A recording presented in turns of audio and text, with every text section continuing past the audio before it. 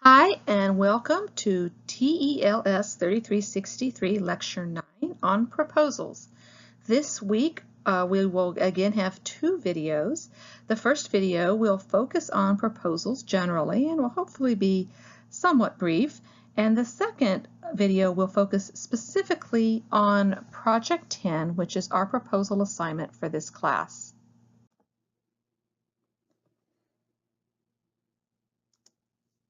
So here is a brief definition of proposals, and the main concept here is the idea of persuasion. So whether a proposal is trying to sell you something, to change the way something is done in the workplace, get you to vote for somebody, encourage you to consider a new idea or approach, the overall goal is to persuade someone to do something. Proposals are audience-focused, so one of the most important things they spell out is the problem that merits the proposal. There's an old saying that says, if it ain't broke, don't fix it. So the first thing the proposal has to establish is what's wrong, what's the problem, what's not happening that needs to happen, whatever it may be. So if you don't establish that first, you can't then subsequently move on to the solution element of your proposal. You need to make sure the audience knows why they should spend their time, money, and effort on this situation. You've got to point out the benefits to the reader. So a lot of us, when we're creating a proposal, we're proposing something that in some way might benefit us. Maybe we're selling something, or we want funding for projects that we're doing, or something like that. But we have to make sure that the person reading this will be benefited by this situation, or they're not going to want to invest anything, even things like time and effort that might not be fungible, on the thing you're proposing. And you need to be really realistic in your proposal. You need to be realistic about all the data, about the feasibility. You need to offer times, dates. It needs to be concrete and not just sort of fanciful or like a wish list. This needs to be practical. Every proposal has its negatives, things that might be costly or risky, so you need to anticipate those possible objections and sort of head them off by explaining maybe the benefits outright it, or maybe there's ways that we can work around potential perceived problems. The audience also needs to end the proposal understanding exactly what they need to do next. So when I read a lot of proposals, that's one of the problems that I have when I read student proposals.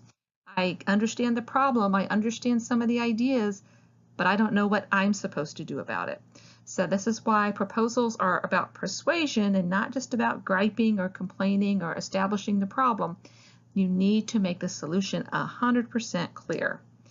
And focus on how the reader will gain from taking this action.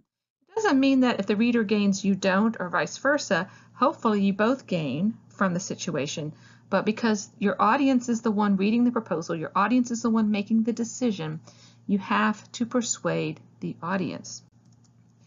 Now, proposals and reports physically can be very, very similar, but they are different ultimately in their purpose. Reports are basically informative, proposals are basically persuasive. They can be done in conjunction with one another, and as this slide says, you can have elements of one in the other. But it's just sort of important to remember the fundamental difference here between a report and a proposal. And physically, if you can write a report, you can probably also write a proposal because they do have very similar physical form. So the textbook reviews several proposal types. A planning proposal, for example, which is a proposal that offers a solution to a problem or that suggests improvements. A research proposal, which is sometimes known as a grant proposal, that seeks approval for funding. So someone's giving you money, but they're not giving you money in exchange for a product. They're giving you money so that you can do some sort of activity that may or may not benefit the person giving you the money primarily. It may benefit some other party. A sales proposal, which we're all probably familiar with, offering a product or service. And then any of these might be solicited or unsolicited. A solicited proposal being a proposal in response to a request for proposal. Unsolicited being one that's just sort of sent out speculatively or on spec. Formal, meaning it could be a multi-page document with lots of information, citations, a format that is very exacting. Or informal, you could scribble an estimate for a bid on a lawn work job on the back of a napkin. Internal, meaning within your organization, which many planning proposals, for example, are, and often some research proposals are. Or external, to an outside entity separate from your business or organization, which a lot of sales proposals are, and the grant proposals may or may not be. So these are all kind of the different ways that proposals can be triangulated. Now the textbook illustrates a number of these types of proposals. So for example, on page 542, there's an example of a planning proposal that is looks like probably an internal proposal. It's relatively short. It refers to the person receiving it by first name. Then there is on page 543 and 544 a research proposal that is sort of moderately formal. It's an internal kind of proposal. A student is seeking permission to perform research within his or her academic department. A sales proposal can be seen on page 546. It takes the form of a relatively short letter, and it's obviously an external proposal, but it seems to have been solicited by someone who asked for an estimate about some work to be done on their property. And then on page 560 and thereafter is a formal proposal that is in the general category of a research proposal. It's a request for funding from an internal entity, but it's a more formal, elaborate document, multi-pages, multiple sections, what a lot of us think of when we think of a proposal. So these are just some of the different types of proposals. It's impossible to teach all of them in this one class, one assignment, but there is another class in this department that is about proposals. So if you're going to be doing proposals in your future work, you may want to check out the proposal class so you can take a whole course focusing on proposals. Now, overall, proposals are going to generally have these major sections. The introduction is going to basically tell the reader what the problem is and why something else needs to happen. It's going to give any relevant background to the situation. It's going to indicate how the person writing the proposal is qualified to do whatever is going to be proposed. And it's going to indicate the general scope of the situation. So all of these are things in the introduction. Before you actually start to say what you want to do, this is the background in effect. And so how much your proposal needs depends on the type of proposal you're writing and how formal it is, how complex the background is. Certain proposals will not have a lot of background. It'll be self-evident. But much of the time, you have to establish what the problem is. As I said, no one's going to want a proposal for something that doesn't need to be fixed. In the proposals body, you'll want to begin by laying out the objectives of the proposal, which is to say, what do you hope to accomplish? You're going to want to indicate the timetable of the proposed activity. When is this going to happen? And if there are any deadlines along the way, what are those deadlines? Who's going to be involved in the implementation of this proposed action? It could be as simple as one person, or it could be many people who are involved, including the management of the organization involved in the proposal. What materials and equipment will be involved in the proposed action?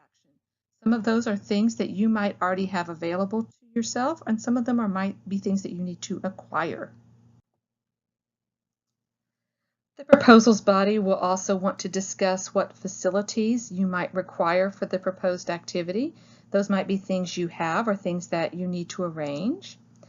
The costs involved with the proposed activity and the major budgetary categories. The details will depend on what you're asked to provide for this specific project. You'll want to focus on the outcomes. What do you think will happen when you do whatever it is you're proposing to do?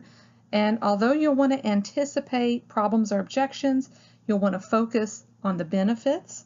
And you'll definitely want to make sure that the benefits that you're discussing are realistic. And finally, just overall, how workable is this? You want to induce the reader to act, and they are going to be more likely to act when they believe that this is doable. So with that in mind, the conclusion is going to summarize your key points and request the specific action that you want to take. The conclusion is usually somewhat brief, but it needs to leave no doubt in the reader's mind about what's going to happen next. Now, not all proposals will have a works cited, but your proposal for our class definitely will. So in the works cited, you will cite all sources of knowledge that are not common knowledge. So that's any research and anything that didn't just basically come right out of your head. You're going to need to cite that. This is not just an academic requirement, it is an ethical requirement, but also it makes your proposal more credible. It shows the reader that you've done your homework. This isn't just your opinion that this is workable or that this is a problem or that this solution might work. You've got sources that show these things. So don't think of having to cite your sources as some sort of thing that just, harshes on you. It's something that's meant to help make your writing more effective and more persuasive. So to be competitive, a proposal really, first and foremost, needs to show it understands what is asked for in the request for proposal. So in our assignment, there is a request for proposal. It will be very important that you'll look at that so that you are meeting those needs. You'll want to demonstrate very clearly in your proposal that your plan is sound. It's a good idea. It's not the place for something that's fanciful and that would be nice in a perfect world. This is the real world, hopefully. You want to show that the people involved in this project are good people who know what they're doing and that your organization or business has done similar things successfully. People don't want to give time and money to those who are not really experienced. And you want to show that you can control costs and complete the job by the deadline. Money's not the most important thing. If the job is cheap but isn't done in time, it's not a useful situation. To write a persuasive proposal, you often want to begin with a title that's really going to hook the reader. That's not going to apply to us for our proposal for this class, but especially most formal proposals will want to have a title page with a title that really aids the reader in understanding what your proposal is about. For our class, though, it will be important, as for all proposals, that you show that you understand the audience's needs and that your proposal will benefit the audience's situation and meet those specific needs. What I mean here by other stakeholders is that many proposals are addressed to an audience who is acting in part on behalf of some other people. So, for example, if you were writing a proposal for an activity to have a presentation at a school, you would address probably the principal of the school. So he or she would be the audience for your proposal. But the people who would benefit from this activity might be the children attending the school, or possibly the parents of the children, or maybe even the teachers. So those are other relevant and effective parties who are what we call stakeholders in the situation. And while some proposals will only benefit perhaps the addressed specific audience, oftentimes a proposal has a wider group of stakeholders that need to be considered, and the benefit to those stakeholders clearly established in your proposal. Make sure that you are able to fulfill your contract for whatever it is you are claimed to do. So don't claim to do things that you are not able to do. If you are caught out lying about what you're able to accomplish, unfortunately, it usually backfires and reflects very poorly on you. Make sure that your audience can understand your work easily. So especially when someone is fielding a lot of different proposals, you want to make it easy for that person to scan your proposal and quickly determine what your proposal is about and whether your proposal goes in the finalist list or in the rejection list. You give your work credibility when you cite all your sources and contributors, so you want to make sure you do that. And many proposals benefit from the use of visuals and supplements. That won't be so relevant for us in this class, especially not in the proposal letter, but tables, charts, photographs might all be relevant depending on what is being proposed in many proposals. So that's the end of our whirlwind tour of proposals.